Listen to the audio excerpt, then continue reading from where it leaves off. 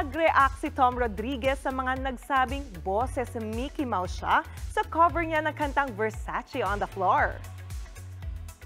Okay naman daw ito sa simula pero maya-maya nag-cotton buds na ng tenga si Tom hanggang sa tila narindi na siya sa sarili niyang boses. Umani ng iba't ibang reaksyon ng pagkantang yan ng aktor.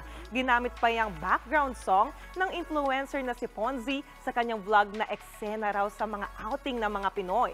Comment pa ng iba, kaboses daw ni Tom ang cartoon character na si Mickey Mouse. Caption naman ni Tom sa reaction video niya, "Feeling cute? Might delete later." May more than 3 million views na yan sa TikTok. Mga kapatid, Jania Lipon po, laging maging updated sa latest sa entertainment and lifestyle para maging una sa balitaan. Bisitahin at mag-subscribe na sa social media pages ng News 5.